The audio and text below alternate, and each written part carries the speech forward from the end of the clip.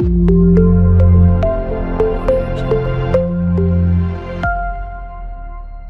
everyone, welcome to Bridge Course Engineering Chemistry Session 4. I am Dr. Ravikumar Kottulanka. In this session, I am going to discuss about nanomaterials, introduction and classification of nanomaterials. So in this session, I would like to discuss about aim and expected outcome of the nanomaterials and introduction to nanoscale and definition of nanomaterials, a brief history of the nanomaterials and properties of nanomaterials, classification of nanomaterials and then application of nanomaterials. So actually this nanomaterials topic actually unit 5 in your main engineering chemistry course. So in that case we will discuss about various aspects of nanomaterials like properties of nanomaterials, application of nanomaterials and classification of nanomaterials and synthesis of some of the important nanomaterials like carbon nanotubes, fullerenes, graphene kind of thing by using various synthesis methods. So let us see what is the main aim and expected outcome of this nanomaterials. So from this unit, the main aim of this unit actually it is trying to give an overview about the basics and history and properties and application of various nanomaterials. So what is the importance of nanomaterials, why we need to go for the nanomaterials. So all these things we will understand from this unit. So that is the reason the expected outcome is, so students were able to understand the fundamentals of nanomaterials. So you will understand some of the fundamental aspects like properties of the various nanomaterials. And you can able to distinguish between bulk materials and nanomaterials. So what is the difference between bulk material and nanomaterials? So with respect to properties, with respect to applications, how the bulk material behaves and how the nanomaterial behaves, we will understand from this unit. And lastly, you can able to correlate the properties of nanomaterials with corresponding applications. So these are the aim and outcome of the nanomaterials. Now let us see what is the introduction to nanoscale. That means what is nano and nanoscale. So nanoscale means it is nothing but 1 nanometer actually defined as 1 nanometer is equal to 10 to the power of minus 9 meter. That means billionth of meter. Okay. So the term nano actually comes from the Greek word nanos. It is actually originated from the term nanos, which means shortness in height. That is actually called dwarf, shortness in height. It is something like this. If you can see in this picture, so this particular person having height less than 5 feet only. So generally, if human living organisms are having height less than 147 centimeters or 4 feet 10 inches, then that is actually called dwarfism, and from that actually this word derived, nanos. So like this, nanoscale means some of the materials are actually having size in the range of nanomaterials. So such type of materials actually called nanomaterials. For example, so nanomaterials primarily includes class of materials which are quite small in size. So nanomaterials actually deals with the particles or molecules or elements are actually having size in the range of nanometers. So for example, so if you see the DNA molecule, the diameter actual DNA actually 2.5 nanometers or the helical length actually 3.4 nanometer like this. So that means, so DNA molecule, one of the important living organism in our human body, and it is actually having size in the range of nanometer range, either 2.5 like this and 3.4 like this. Similarly, nowadays we are using different types of nano circuits. That means tiny circuits. Even some of the nano circuits also having in the range, size in the range of 10 nanometers, 100 nanometers or less than 100 nanometers like this. So like this nanomaterials or nanotechnology mainly focuses on the materials or the compounds are having size in the range of nanometer scale only. So what is nanometer? 1 nanometer defined as 10 to the power of minus 9 meters. So let us see how small it is. For example, here I am mentioning different units of the like this, from hexa to Hexa means 10 to the power of 18 up to atto to 10 to the power of minus 18. So normally we know that 10 power 1 actually called deca, and 10 power minus 1, that means 0.1 defined as decimal, or 10 to the power of minus 2, 0.01 centi, and 10 to the power minus 3 milli, 0.001, and 10 to the power minus is defined as micro, lambda or mu, and 10 to the power of minus 9, that means this is actually nano. That means this is actually very small size when compared to the bulk particles normally having centimeter size or meter size like that. So this is very, that means in this particular unit we are dealing with the materials which are having very smaller in size. So when material actually converted into nanometer range or nanometer scale, their properties are actually different from the bulk properties. So in order to understand further what is nano, so just go through some of these pictures. Here this is the size of the ant. So you can see here the size of the ant actually 5 millimeters, and even dust mite size actually 200 micrometers. Okay. And human hair. So human hair actually 10 to 50 nanometers. So 10 to 15 micrometer wide. Even DNA molecule. So 2 to 12 nanometer diameter. So red blood cells 2 to 5 micrometer. That means nano size means even it is lesser than the size of the red blood cells. Okay.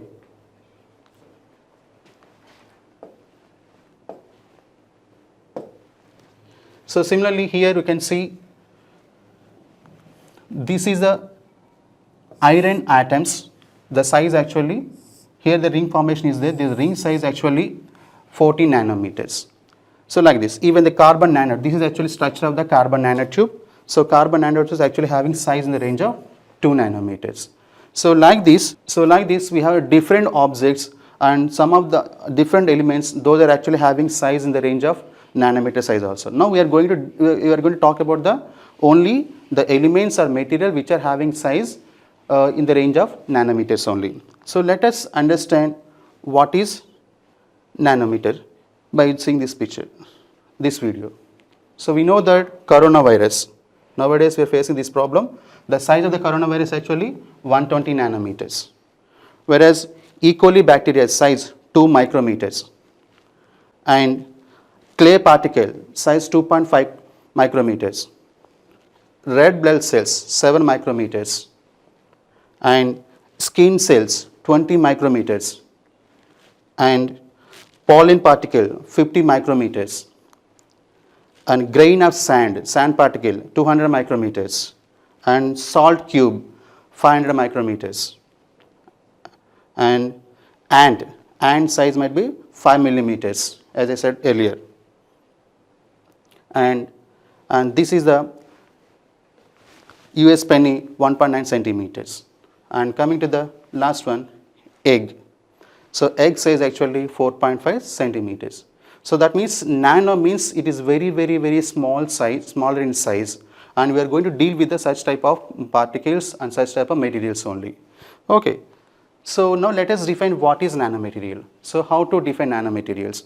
So nanomaterials are defined as class of materials which are having at least one dimension, one spatial dimension between 1 to 100 nanometers only. We have 3 dimensions like in x direction or y direction or z direction, like this. So if you take any 3-dimensional object like cube or something like this,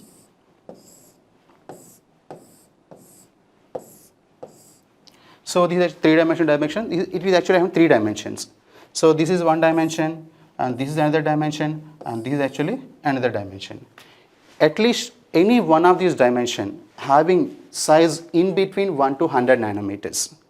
So nanomaterials are class of materials having at least one spatial dimension, either x in this direction 1 nanometer, or in this direction 100 nanometer, or in this direction 50 nanometers. So like that. So 50 nanometers like this. So like this, if any object having at least one spatial dimension in the range of 1 to 100 nanometers, that is defined as nanomaterial. Okay. So for example, these are actually structures of carbon nanotube. So now this is one of the very important nanomaterial, and in the main course we will discuss about how to synthesize these carbon nanotubes and their properties and applications. But if you see the size of this, the diameter of this nanotube is approximately 1 to 2 nanometers. So length will be in different manner, but at least one dimension it is actually having 1 to 2 nanometers range. Similarly, this is actually 360 fullerene. It is also another nanomaterial, carbon nanomaterial.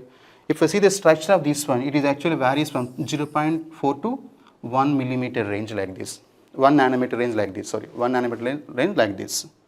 So even here this is actually dodecahedral cage of water molecules. If you arrange 20 water molecules in this manner, so 20 water molecules in this manner, you will get the cage type of structure like this, and even this size, the cage of this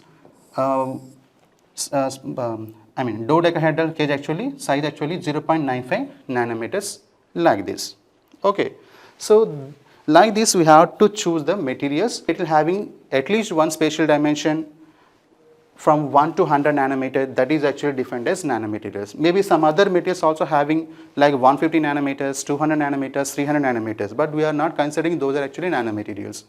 So only those elements are those materials having size in between 1 and 100 nanometers, those are actually considered as nanomaterials, and this chapter particularly focusing only on the such type of materials only. So in our main syllabus we are going to discuss about carbon nanotubes and fullerene type of materials and graphene kind of thing. We have another one also, this is actually graphene. It is one of the most important nanomaterial nowadays, we are using various applications. So the strength of this mill actually very high. We will discuss all the details in the main course, but this is also one type of nanomaterial. So like this, how to define the nanomaterials? Nanomaterials are class of materials which are having at least one spatial dimension in between 1 and 100 nanometers range only. Okay, so why do we need nanomaterials? So why we need nanomaterials? What is the importance of nanomaterials? So the main thing actually, nanomaterials are used mainly in catalysis, particularly in the chemical reactions. So what is the reason actually? So nanomaterials actually very smaller in size. But in normal cases, if we want to do some chemical reaction, we have to use certain amount of catalyst, like 20 mg or 30 mg catalyst. That is actually very bulk material. But if you make the same compound into nanoscale, if you convert the same compound into nanomaterial, so we need actually small amount of nanomaterial only. So this reduces the quantity of the catalyst required for the chemical reaction. So nanomaterials is actually acting highly active catalyst, highly reactive catalyst material. So even if you use small amount of catalyst, so that is actually useful for the perform the one of the chemical reaction. So that is the main reason. This reduces quantity of the catalyst material required for the particular chemical reaction, and it saves money and reducing pollutants.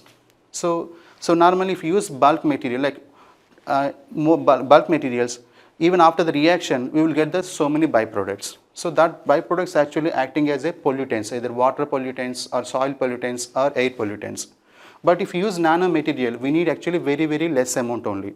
So that less amount actually creating, there is no pollution to the soil or water or air. So it reduces the money. That means we need small amount of compound only.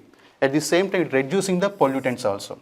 It is not releasing any toxic pollutants into the environment because we are using very less amount of material. So saving money and reducing pollutants possible, and nanoscale materials are also being incorporated in various applications. You can see here the applications of nanotechnology and nanomaterials. It is actually a wide range of applications are there. So nowadays, textile industry, biotechnology, cosmetics and paints, agriculture, food materials, all these sectors,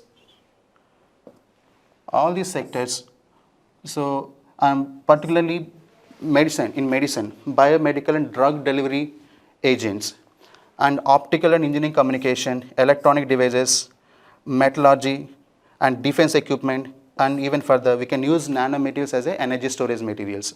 So like this, nanomaterials actually having huge amount of applications, and at the same time we can, and for doing all these things, we need actually less amount of material only, because we are using nanoscale level. And another important application is, nowadays we are facing huge amount of global warming. That is actually one of the global issue. So we have to reduce the evolution of carbon dioxide, or we have to convert the released carbon dioxide into some other type of usable compound.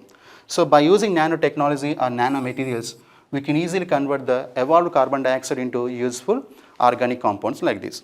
So that is one of the major application of the nanomaterials or nanotechnology. So like these nanomaterials are actually having huge number of applications in various branches like biomedicine, biomedical or engineering, science and research, and even the cosmetics. Even in our daily lives, what are the products we are using, so many products are actually made up of nanomaterials only. Okay, so that is the importance of nanomaterials. That is the reason we need actually nanomaterials. Okay, and properties of nanomaterials. So why nanomaterials actually having unique applications?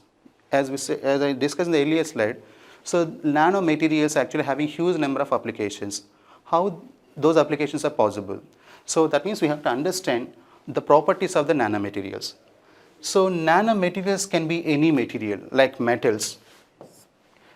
We can able to convert bulk metal into nanoparticles, or ceramics, or even polymeric materials, or even combination of any of these combinations. Those are actually composite materials. So nanomaterials can be any kind of material, like metals or ceramics or polymeric material or composite type of materials. All these materials can be converted into corresponding nanomaterials by following suitable synthetic method.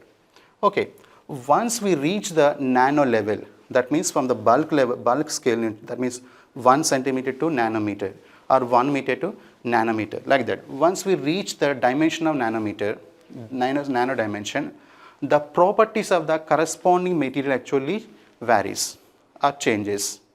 Maybe bulk material acting as a good magnetic material, but once you convert that material into nanomaterial, maybe that is acting as a diamagnetic material or supermagnetic material. So like that, we can able to modify the property of the material just by changing the size of the material from bulk to the nano level. So once we reach the nano dimension, the properties of the materials changes compared to the bulk counterparts. That means bulk material having unique applications, like they have separate catalytic activity, separate magnetic momentum value, separate optical activity, or electrical property, or some other property. But once we change that material into nanomaterial, so that nanomaterial actually having different applications, different properties when compared to the corresponding bulk material.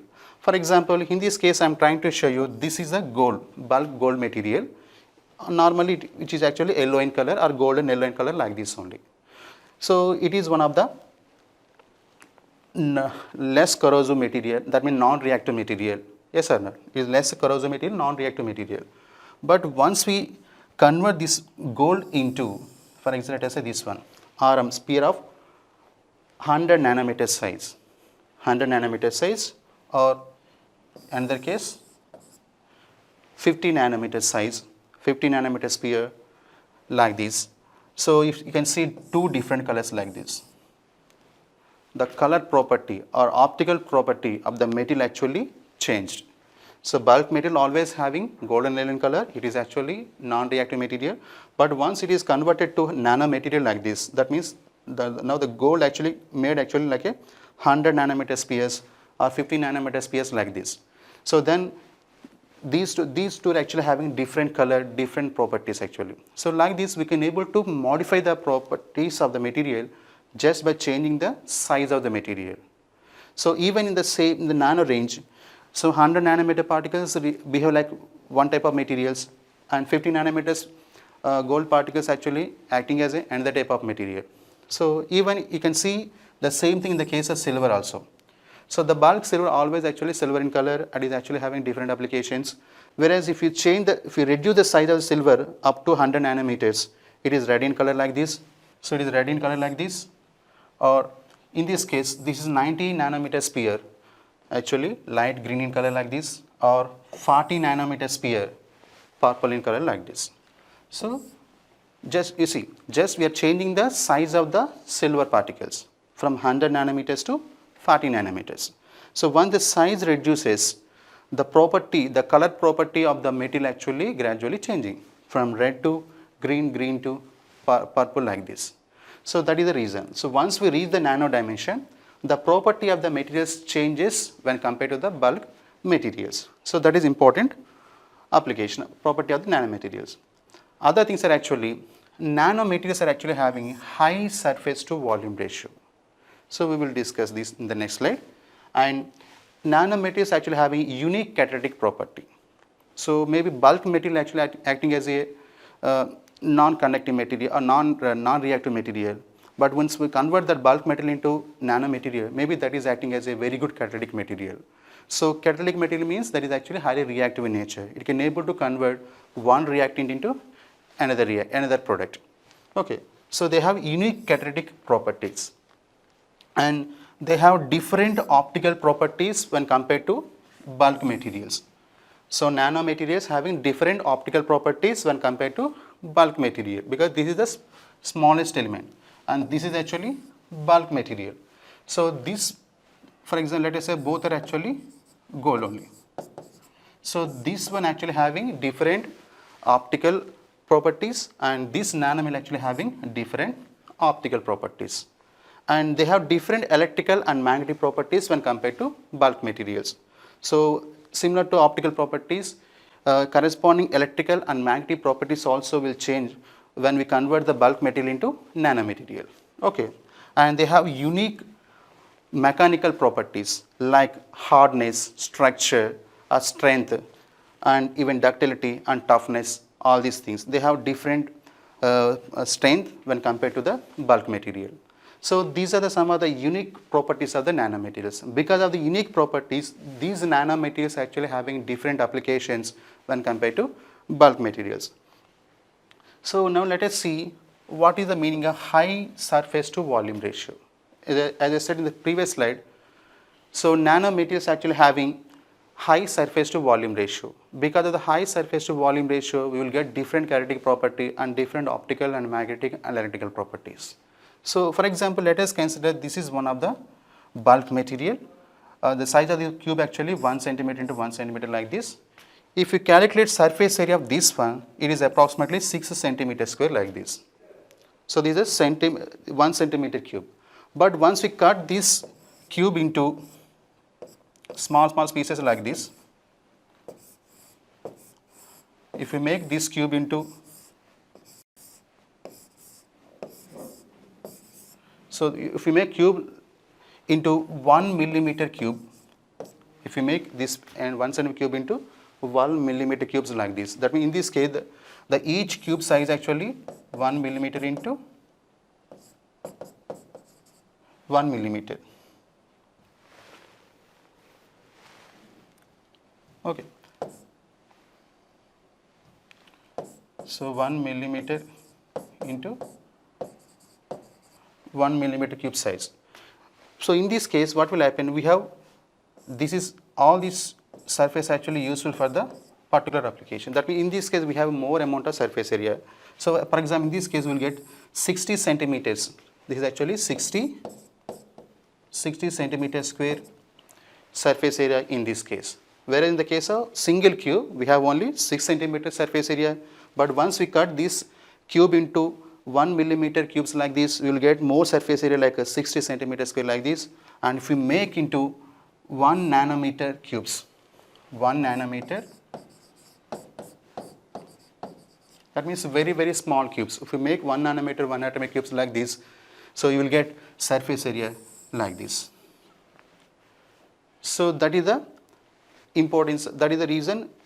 So these materials actually having high catalytic activity and very good catalytic activity and different optical property or magnetic property or electrical properties. So like this, nanomaterials actually having high surface to volume ratio. Once the size decreases, we have more surface area. So that surface area useful for the particular applications like catalytic applications or other applications. So this is one of the important point. And another important point actually, quantum confinement effect in the case of nanomaterials. So we have seen the previous slides.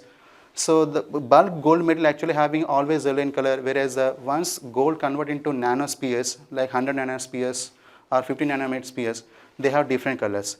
Even the silver particles also having different colors at different sizes. So in order to explain that particular why these materials having different colors, we have to go through the quantum confinement effect. So what is this quantum confinement effect? So in order to understand this one, first let us see de Broglie wavelength concept. Okay.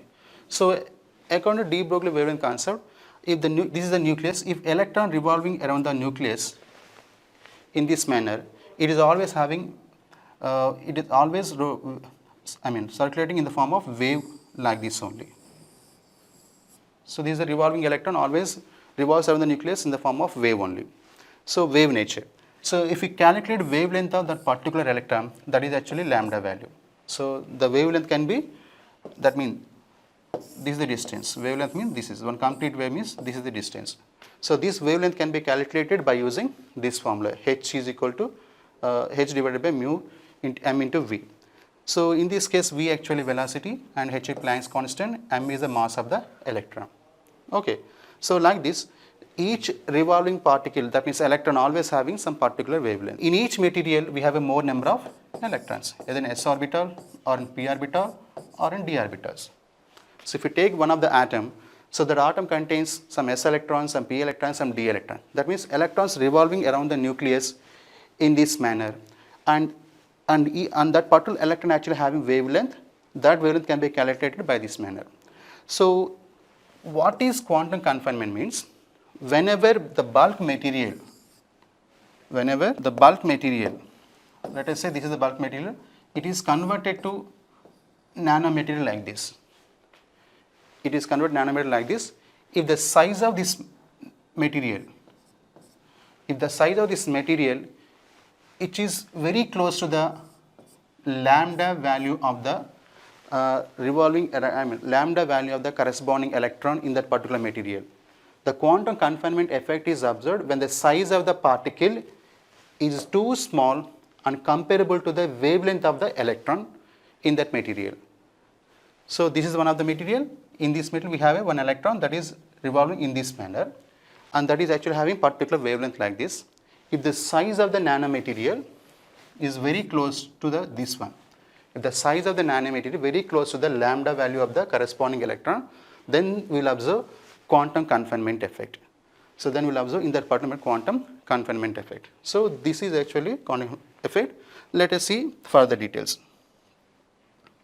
Okay, and so in order to understand quantum confinement effect, just I want to show you the difference between metallic conductors, semiconductors and insulators in the case of metals. So this is the structure of the metal. If you take any metal, all the atoms are arranged regularly in this manner, and here the red color dots actually indicating the corresponding free electrons available in the metal. So due to presence of free electrons like this, metals generally acting as a conducting material. Okay.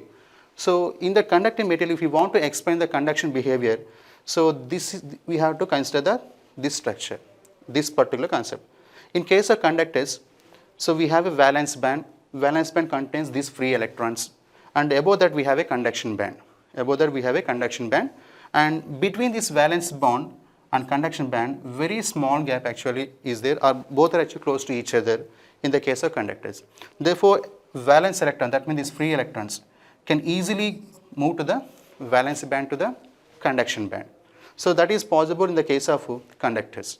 So most of the metals, in the case of metals, always there is a small gap exists between the valence band and conduction band. So valence electron, that means the free electrons available in the metal, can easily move from valence band to the conduction band. So such type of materials actually behave like a conducting material. Whereas in the case of semiconducting material, these are actually non-metallic materials. Uh, in the case of semiconductor material, there is a gap between the valency band and conduction band. So you see from metals, very small gap is there, but in the case of conduction band and in case of semiconductors, valency band, conduction band actually having some gap between them. So due to this one, so these are actually acting as a semiconducting material. Whereas in the case of insulators, so there is a huge difference between the valency band and conduction band. In the case of insulators, there is a huge gap between the valency band and conduction band. That means there is no chance to move electrons from here to here. That is not actually possible. Okay. So like this, in the case of metal or materials, always there is a valency band or conduction band. So depending upon the gap between them, some of the valence electrons can move from valence band to the conduction band. Okay. So now coming to the quantum confinement case. So quantum confinement case means, so in case of, in the previous slide, we have observed that we have a band. What is the meaning of band? Band means, so these are the combination of various energy levels. So this entire combination actually called band, and all these energy levels having same amount of energy only. All these energy levels actually having same amount of energy or very close energy. They are all coming, collecting. So the combination of all these things will get the corresponding band like this. That means between the energy levels we have very small difference. So like this we have a valency band. Similarly we have a conduction band also. The energies of each level actually very close to each other. We cannot distinguish between them. So that is the reason in case of bulk material always we have a band only, valency band and conduction band in case of bulk material. But once we reduce the size up to the nano level, so like this, for example, if you see in this figure, this is 6 nanometer material and the size gradually decreasing from 6 nanometers to 2 nanometers like this. But similarly, this is also one of the conductive material, but in this case, if you see the valency bond, so up to a certain point we have a band like this only, but we have some discrete energy levels like this, discrete energy levels like this. Similarly, in the case of conduction band also, we have certain number of discrete energy levels like this. But once size decreases from 6 nanometers to 2 nanometers, so gradually this valency band becomes like a discrete energy levels like this. We have a individual energy levels like this. So due to reduction in size, instead of having valency band, that means group of energy levels, so we can able to define the energy of the each level. The energy of the each level actually confined. Confined means fixed. So like this, in the case of nanoparticles, once the size decreases, instead of having valency band and conduction band, we have a discrete energy levels like this, with discrete energy levels like this. So at the same time you can see in the case of 6 nanometers particle, this is the energy gap between the valency band and conduction band. But once the size decreases gradually, the band gap also gradually increases. So due to this difference in band gap, each particle will absorb different color, and that shows electrical properties and different magnetic properties like this. So once the gap increases, what will happen? So that's the same material actually behave like a insulating material. So in case of insulators, we have a huge energy gap between the valency band and conduction band. Where in the case of conductors, we have a less energy gap between the valency band and conduction band. So in the case of nanomaterials, once the size decreases, the band gap between the valency band and conduction band gradually increases. That means, so maybe this particle behave like a insulating material, maybe this one acting as a semiconducting material, and the corresponding bulk metal acting as a conducting material. So at the same time, each particle having different colors because of the absorption of different amount of lights, like this. Here also you can see these are actually having different colors because of the band gap. Once size decreases gradually like this, the band gap actually increases. Once the band gap increases, so this particular particle will absorb different amount of light, whereas this particle will absorb different color, different light, that means different wavelength. So at the same time, the conduction behavior also changes from bulk material. This is actually bulk material, we have a bands only, valency band, conduction band. Whereas the size decreases like this, we have a discrete energy levels. So this effect actually called quantum confinement effect. So due to the quantum confinement effect, so nanomaterials actually having different optical properties, different magnetic properties, or different electrical properties. Okay. So the other details we will discuss in the main course. Now let us see the classification of nanomaterials. How to classify the nanomaterials? How to classify the nanomaterials?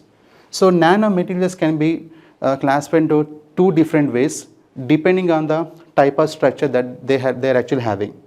So nanomaterials can be defined and classified as a zero-dimensional materials, one-dimensional materials, two-dimensional materials, or three-dimensional materials. So for zero-dimensional materials, actually examples are actually fullerene. Fullerene is one of the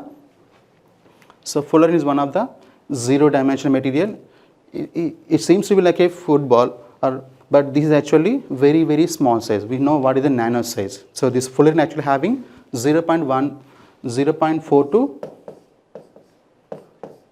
1 nanometer range only. Okay. So that's very, very small ball. So for in the small size, we cannot define the dimensions. So this is actually zero dimension. Similarly, so if you see these type of particles, these are actually called quantum dots. These are actually called quantum dots. The quantum dot nothing but actually group of atoms only. For example, in the first case, 15 atoms are actually making one quantum dot. The size of the quantum dot actually 2 nanometer. Similarly, in this case, we have 30 atoms. In this case, 50 atoms, 80 atoms, or 150 atoms. Like that, there are some group of atoms. So that group of atoms actually forming very small nanoparticle, and that is actually called quantum dots. And these quantum dots also actually examples for the zero-dimensional nanomaterials. Similarly, if you see these ribbons or these rods, these are actually called one-dimensional because they are actually growing in only one direction only. So one-dimensional nanomaterials. And here the sheets like triangular sheet or this rectangular sheet actually two-dimensional nanomaterials, and this kind of materials actually called three-dimensional nanomaterials. So like this, nanomaterials can be classified into 4 different types: zero-dimensional materials or one-dimensional materials, two-dimensional materials, or three-dimensional materials. And coming to the another classification, so nanomaterials can be further broadly classified into 3 different cases like this: inorganic nanomaterials, or organic nanomaterials, or carbon nanomaterials. So examples for the inorganic nanomaterials, mostly these are actually inorganic compounds, either metals or metal oxides like this, or even some of the metal chalcogenate materials like this. So all these are actually examples for the inorganic nanomaterials. All these bulk materials you can convert into corresponding nanomaterials. And second case actually organic nanomaterials. So these are mostly organic compounds like dendrimers or nanocapsules, liposomes, micelles. All these are actually, so these are actually organic molecules. Organic molecules grouped like that and will get the nano size in those cases. So that means organic materials means these are actually found because of the carbon and hydrogen and some heteroatoms only. And now coming to the last category, carbon nanomaterials. So carbon nanomaterials actually formed only because of the carbon only. So there is no other element. So like for example graphene. So if you see this structure, all these atoms are actually only carbon atom. There is no other element. Similarly, fullerene also contains only carbon atoms only. For example, C60 and CNT. CNT means carbon nanotubes or carbon dots, quantum dots. And this is also one of the C3 and 4. This is also one type of carbon material. So like this, we can able to classify nanomaterials into 3 different categories like inorganic nanomaterials, organic nanomaterials, and carbon nanomaterials. And another type of classification actually synthetic nanomaterials and naturally available nanomaterial. So like that, we can able to classify materials into different categories. So with respect to their structures, with respect to their nature, and with respect to their dimensions also. Okay, now coming to the applications of nanomaterials. So nanomaterials actually having huge number of applications.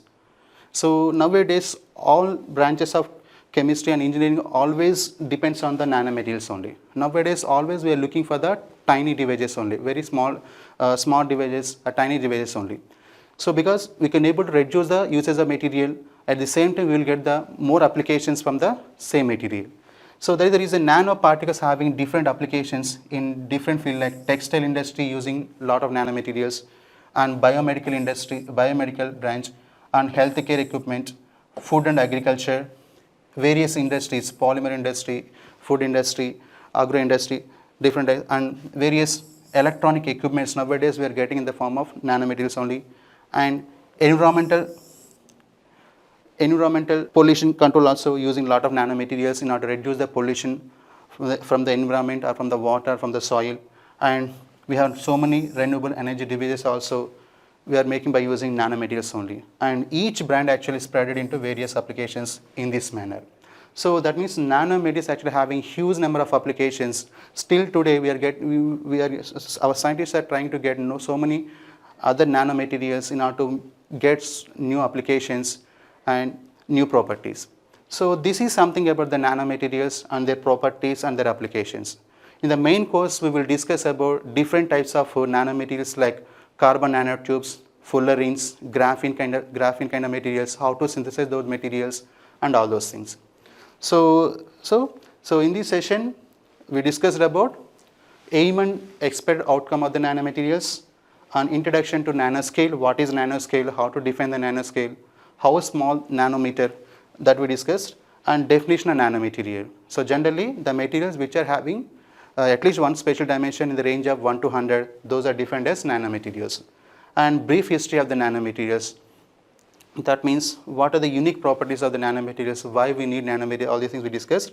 And some of the important properties of nanomaterials also we discussed, like high surface to volume ratio, unique catalytic property, and different optical, magnetic, and electrical properties, and classification of nanomaterials into 0 dimensions, 1 dimension, 2 dimension, or 3 dimension, or inorganic nanomaterials, organic nanomaterials, or carbon nanomaterials, like that. And finally, different applications of nanomaterials. So the rest of the details we will discuss in the main course. And if you have any queries, so please you can contact me, my email ID at any time. So thank you all for watching all these sessions. I hope you will understand, you will get some benefit from this bridge course, and the rest of the details we will discuss in the main course, and that will be start from the next session onwards. Thank you one and all.